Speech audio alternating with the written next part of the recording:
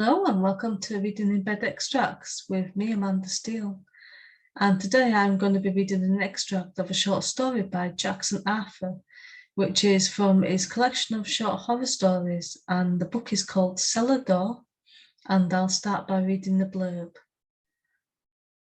The voice of a strange man forces two young women into a fight for their very survival. Who is Dr. Brant, and what is the silent invasion? Darryl Rashad can't sleep. Terrorized by dreams of a flesh-eating creature, he returns to his childhood home in search of answers and peace. During his search, he must face not only his past, but the monsters that hide there. Joseph Keppt has a good life. He has a successful career, a beautiful daughter, and a loving wife. But when he wakes up in a strange room, in a strange bed, he is not sure if he has woken into a nightmare or if reality is not how he remembers it. What terrifying tales lie beyond the cellar door? What creatures wait to devour you? Will you open it? Are you brave enough? So this is an extract from the short story, Dorothy, She Ran Up the Stairs. The place was like a mansion.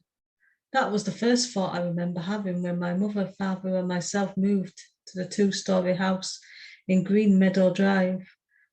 Looking back, I know that the house had been far from a movie star quality home, but my world was much smaller back then. I was 8 years old at the time, and I'd only lived in a tiny two-bedroom apartment downtown before moving into the country. That new house was a drastic change in my world, going from a hole in the wall to a real, actual home. It was like apples and oranges to my young brain, and there was so much open space outside.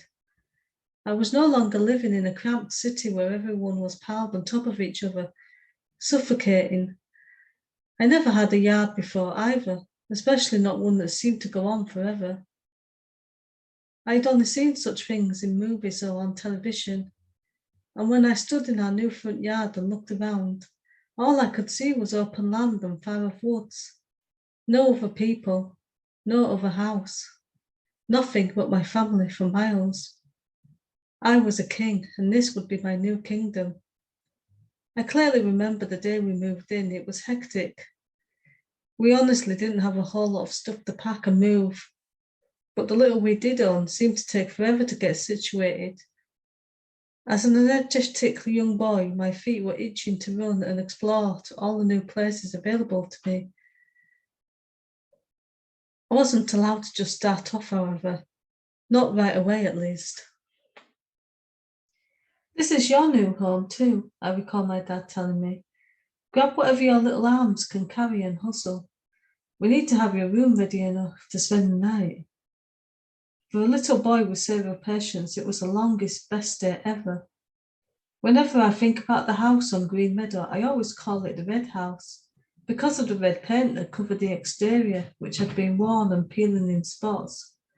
I've never figured out what possessed the previous owners of the house to paint it barnyard red, but that colour always stood out in my memory. When we finally got done for the day, the sun was low, the air was cool, and I had just enough light left to play outside for 1 whole hour. And for 1 complete hour, I never stopped moving, not even for a second. It was glorious. The first few days at the Red House were brilliant. I never spent so much time outside. I battled imaginary armies. I searched for hidden treasures. Dragons and dark elves and evil wizards were all around me. I even saved a princess or two from peril.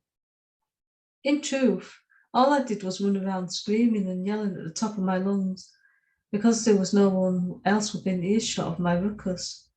Only the birds and bees and whatever fairy creatures might be hiding in the far-off woods. However, my leash had only been so long, and my mum had to pull it taut quite often, as could be expected. I was only allowed to go so far from the house, and I had to remain within shouting distance at all times. Whenever it was lunchtime, dinner time, or the light of day fell away, my mum would walk onto the front porch and yell at the top of her lungs, "Little Shane, are you dead yet? You better come in before the pack of wild dogs get you." My mum had the weirdest sense of humour. She still does. Looking back, I fully understand my short leash and frustrated boundaries. Having two kids of my own now, I wouldn't have given my son and daughter that long of a rope, even in the open country. The thought of what could have happened makes my heart beat faster and my pulse quicken. But things were different back then, or at least that is what I am always told. I had so much fun those first few days, but when you're 8 years old, you can only run around the same area so long before it starts to get repetitive. We no longer lived in the city, but my dad still had to work there. It was a long commute. My dad often worked long days, which meant that he wasn't around a lot. Whenever I have memories of living in the red house, he is rarely in them. It is usually just my mum and me. The few memories I do have of him normally involve him either coming or going. After quickly getting bored outside, I eventually moved my curiosities and wonderings indoors. Thinking back, it's kind of funny. The great outdoors had seemed so appealing at the time, so mysterious. There were so many new, exciting things to discover there, or so I had thought. So that's the end of the extract. And if you want to find out how the rest of that short story goes and read all the other short stories in this fantastic collection, I'll post a link in the write-up as usual. And thanks for listening, everyone. Tune in next time. Bye for now.